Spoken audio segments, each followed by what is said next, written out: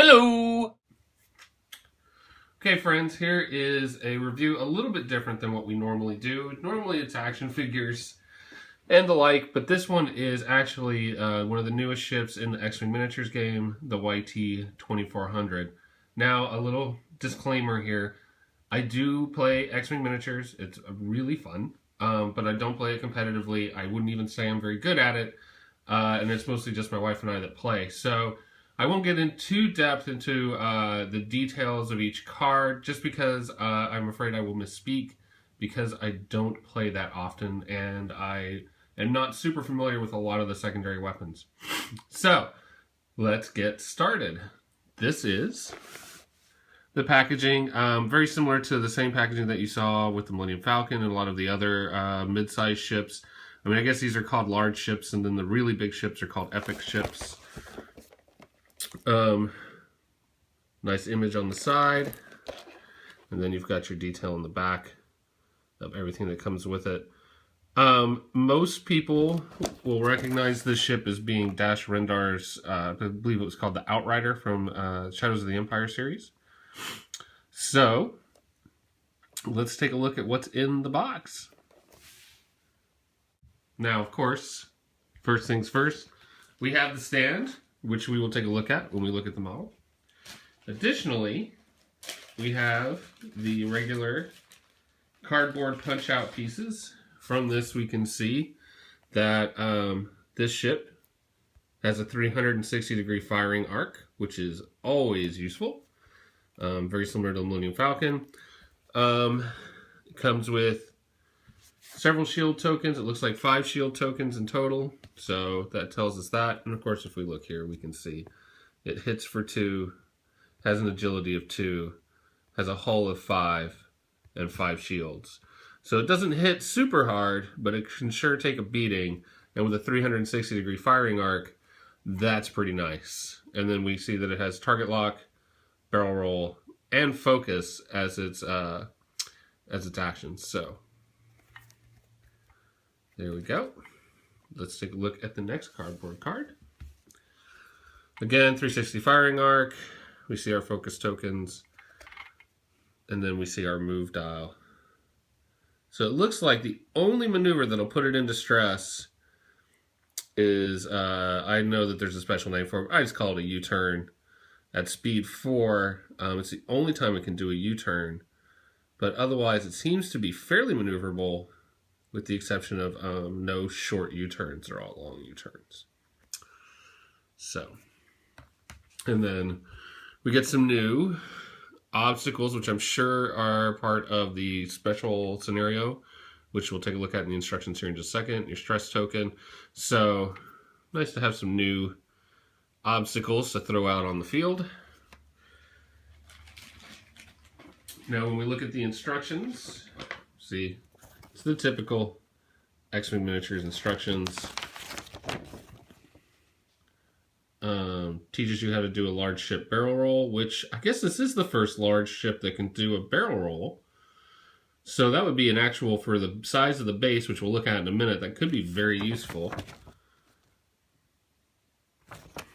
And then we have Mission 10, Get In, Get Out, with Dash Rendar and some additional bits and pieces in a 75 squad point battle. And then there's the setup. Nice picture of it in action. And then the breakdown of the turns. So, let's take a look at the cards.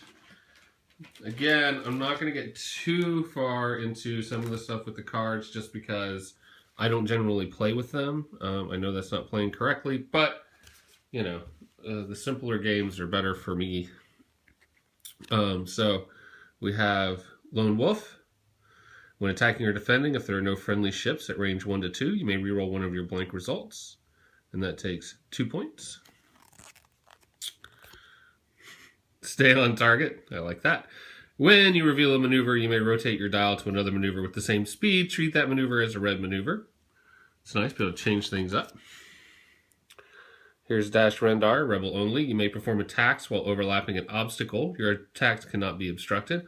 That's awesome, because the only other, well, it's not an obstacle, but the A-Wing being, there's one of the A-Wing cards, or A-Wing pilots, lets you fire when you're in contact with another ship, which is super useful. We've got a gunner.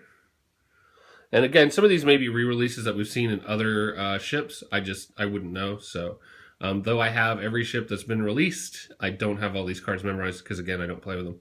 After you perform an attack that does not hit, you may immediately perform a primary weapon attack. You cannot perform another attack this round, and that one's 5 points. Oh, nice. Lando Calrissian, Rebel only. Roll 2 defense die for each eyeball result, or focus result. Assign 1 focus token to your ship. For each evade result, assign 1 evade token to your ship. Here's another special co-pilot, Lebo. Perform a free boost action, then receive 1 ion token. There are a lot of cards in here. Mercenary co-pilot. When attacking at range 3, you may change 1 of your hit results to a critical. They just keep coming. Proton rockets. Heavy laser cannon. I'm pretty sure we've seen these before. If you're interested at all, you can just go ahead and pause. We've got 2 countermeasure cards. Experimental interface. I don't remember seeing this one before. Modification. Once per round after you perform an action, you may perform 1 free action from an equipped upgrade card with the action header. Then receive 1 stress token. And then, the Outrider. YT-2400 only. While you have a secondary weapon upgrade card equipped, you cannot perform primary weapon attacks, and you may perform secondary weapon attacks against ships outside your firing arc. Oh, that's cool. But, and that's a 5 point. So that's nice. Name checking the Outrider. Now let's look at our pilots. Oh, before we do that, of course, we've got the instruction cards like we see every time there's something that wasn't included in the original base starter set. And then we have our pilots. Dash Rendar costs 36 squad points. You may ignore obstacles during the activation phase when performing actions. Lebo. When you are dealt a face-up damage card, draw 1 additional damage card. Choose 1 to resolve and discard the other. That's very useful. And that's 34 squad points. We have Eden Vril. When performing a primary weapon attack against a stressed ship, roll 1 additional attack die, and that's 32 squad points. I guess pilot score 3 on this one, 5 on Lebo, and a 7 on Dash Rendar. Sorry, I forgot to mention that. And then finally, with a pilot skill of 2, this is the generic Wild Space Fringer, and that's a 30 points. So the most basic one is still 30 points. So there you go. Now, with all the shields and everything and hull with the ship can take a lot of damage. So let's take a look at the ship.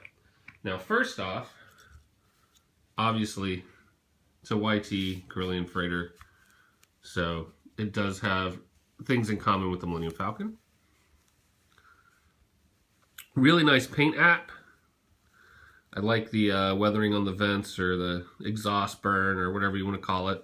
The base is huge for a ship this size. It's really going to pick up. This thing's going to hit obstacles pretty easily. I mean, the base of the ship is much, much bigger than the ship itself. However, you get a little bit of freedom here because the cockpit actually hangs over the side. So when it comes to hitting obstacles, you know, there's some give and take there. It's really big front to back, but it's narrow left to right as far as the dimensions of the ship compared to the dimensions of the ship. So I guess what you gain is what you lose. But really well painted, as all these miniatures have been. It's just like a really good looking ship. And here's the bottom. It's got the turret on the bottom, turret on the top. So pretty nice. Now, for a size comparison, this ship feels a little small, but let's compare it to another ship, some of the other ships in the line. Okay, so here it is. In comparison to a B-Wing and an A-Wing, if you look as a size comparison, it's not a huge ship, even though it does fall into the big ship category. It is not a huge ship. When we compare it to another ship in the same line, or same style, I guess. You can see that the Millennium Falcon is bigger, as it's supposed to be, but they definitely look really cool sitting next to each other. I'm really looking forward to playing with this guy and seeing what he can do. I'm kind of excited about having a 100-point match with both the Falcon and the Outrider and see what I can do to a TIE Fighter squadron, so that should be pretty fun. But overall, I've got to say, this YT-2400 is just another great looking ship in addition to the line. There have been a lot of really great ships that have been released, so I'm just really happy that they're keeping this line up. I know we're going to see more and more digging into the expanded universe, just because they're really running out of ships they can do. Most of those Imperial large ships, there's no epic ships that they can do for the Imperials. So it'll be a while, I think, before we see a Star Destroyer. But overall, just a really nice ship and a nice addition. So thanks for watching, and look forward to more reviews from Fourth Guy in Line.